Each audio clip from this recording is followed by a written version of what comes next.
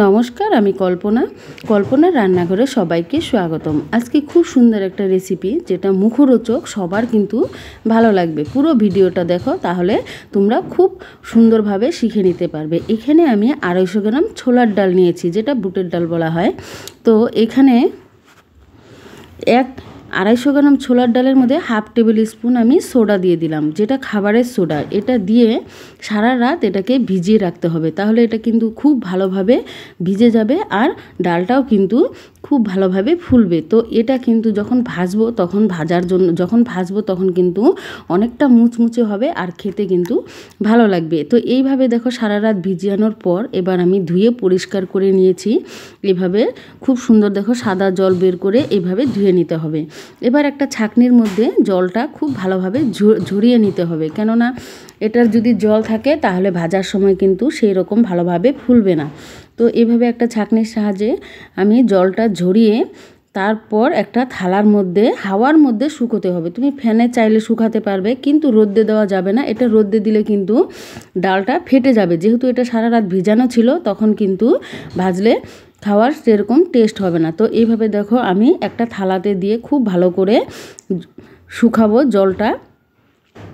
এইভাবে নেড়ে চেড়ে খুব সুন্দর করে হাওয়ার মধ্যে দিয়ে রেখেছিলাম, খুব সুন্দর কিন্তু শুকিয়েও গেছে। তো এইরকমভাবে তোমাকে শুকিয়ে নিতে হবে। এবার কড়ার মধ্যে দিয়ে দিলাম তেলের মধ্যে অল্প অল্প করে দিয়েও তুমি ভাজতে পারবে, আর যদি চাও যে বেশি করে দিয়ে, তাহলে ছাঁকনির দুটো এরকম ঝাঁঝরাগুলো দুটো বড় বড় নিতে হবে, তাহলে কিন্তু তোমার সুবিধা হবে। তো এখানে দেখো আমি অল্প দিয়েছি, তার জন্য ছোট ঝাঁঝরা দিয়ে খুব সুন্দর করে এটাকে ভেজে নিব। আর এটা কিন্তু খুব তাড়াতাড়ি করে ভাজবে না। গ্যাসের ফ্লেমটা প্রথমে হাই করে তেলটা গরম করে তারপরে কিন্তু বেশি মিডিয়াম আঁচে দিয়ে তারপরে ভাজবে। এটা খুব ভালো করে ভেজে নিতে হবে। যখন ভাজবে, যখন দেখবে উপরে ভেসে উঠছে, তাহলে বুঝে নিতে হবে যে এটা ভাজা হয়ে গিয়েছে। দেখছো এগুলা সবগুলো কিন্তু উপরে ভেসে উঠছে, তার মানে এটা খুব সুন্দর ভাজা হয়েছে। এটা কিন্তু খুবই মুচমুচে হবে একদম।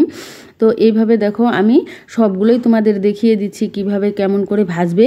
তোমরা এই টিপস ফলো করবে, তাহলেই কিন্তু ভেজে নিতে পারবে। এবার আমি বেশি করেও দিয়ে দেখাচ্ছি। ছাঁকনিটা শুধু দুটো ছাঁকনি বড় বড় নিবে হাতের কাছে, তাহলে কিন্তু পুড়ে যাওয়ার সেই ভয়টা থাকবে না। একটা ছাঁকনি দিয়ে ছাঁকবে আর একটা ছাঁকনি দিয়ে খুব ভালো করে ডালগুলো ঝরা দিবে, তাহলে তেলটা খুব সহজেই পড়ে যাবে। এইভাবে কিন্তু খুব সহজেই ভেজে নিতে পারবে। বন্ধুরা, তোমরা যদি নতুন হয়ে থাকো, চ্যানেলটা সাবস্ক্রাইব করে দিবে আর লাইক কমেন্ট শেয়ার করে পাশেই থাকবে। আর কমেন্টে জানিও তোমাদের কেমন লাগলো এই ভিডিওটা। যেগুলো উপরে ভেসে উঠছে, তোমাদের আবারও বলছি, তাহলে বুঝে নিতে হবে এগুলো ভাজা হয়ে গিয়েছে। যেগুলো নিচে থাকবে সেগুলো আরও ভেজে নিতে হবে। এইভাবে দেখো সবগুলোই কিন্তু ভেজে নিয়েছি। একটা পেপারের উপর দিয়েছি, তাহলে কিন্তু এর তেলটা যে আছে সেটা কিন্তু পুরোপুরিভাবে চলে যাবে, তেলটা কমবে। তো এইভাবে দেখো সবগুলোই ভেজে নেওয়ার পর সামান্য একটু লঙ্কার গুঁড়ো দিবে। এরপর দিয়ে দিলাম চাট মশলা, যেটা হলো খুব টেস্টি হয়। চাট মশলা সামান্য একটু দিয়ে এবার দিব আমচুর পাউডার সামান্য একটু, কালো লবণ দিয়ে, যেটা বিট লবণ বলে, খুব ভালো করে মিশিয়ে নিতে হবে। এইভাবে একটা চামচের সাহায্যে খুব সুন্দর করে মিলিয়ে নিচ্ছি। এভাবে নেড়ে চেড়ে নিলেই কিন্তু বুটের ডালের যে চানাচুর হয় সেটা কিন্তু সহজেই বাড়িতে বানিয়ে নিতে পারবে। এটা কিন্তু খুবই মুখরোচক, খেতে কিন্তু ভীষণই ভালো লাগে। তোমরা খুব সহজে এটা বানিয়ে নিতে পারবে, আর অনেক সহজ পদ্ধতিতে কিন্তু আমি করেছি। তাহলে আমার দেখো চানাচুর কিন্তু রেডি হয়ে গিয়েছে। দেখতে কিন্তু দারুণ সুন্দর হয়েছে, খেতেও তেমন কিন্তু সুন্দর হয়েছে এটা। তো এইভাবে সবগুলো যখন একসাথে মেশানো হয়ে গিয়েছে, তখন একটা বাটির মধ্যে আমি নিয়ে নিচ্ছি। এগুলো আমার ছেলেরা কিন্তু খুবই ভালো খায়, ওদেরকে আমি দিয়ে দিচ্ছি। দেখো কালারফুল দারুণ সুন্দর হয়েছে। এবার দেখো বাটির মধ্যে নিয়ে নিলাম, দেখতে কিন্তু দারুণ হয়েছে। তোমরা এইভাবে একবার হলেও বানিয়ে দেখবে, ভীষণই মজা, বাড়িতে খুব সহজেই বানানো যায়। বন্ধুরা, তোমরা আবারও বলছি, নতুন হয়ে থাকলে চ্যানেলটা সাবস্ক্রাইব করে দিও আর লাইক কমেন্ট করে পাশেই থেকো। ভালো লাগলে কমেন্টে জানিও কেমন হয়েছে, আর পুরো ভিডিওটা দেখার অনুরোধ রইল। পুরো ভিডিওটা দেখে তারপর কমেন্ট করো, তাহলে কিন্তু খুব ভালো লাগবে। এইভাবে তোমরা বানিয়ে নিতে পারবে। সবাইকে অসংখ্য ধন্যবাদ।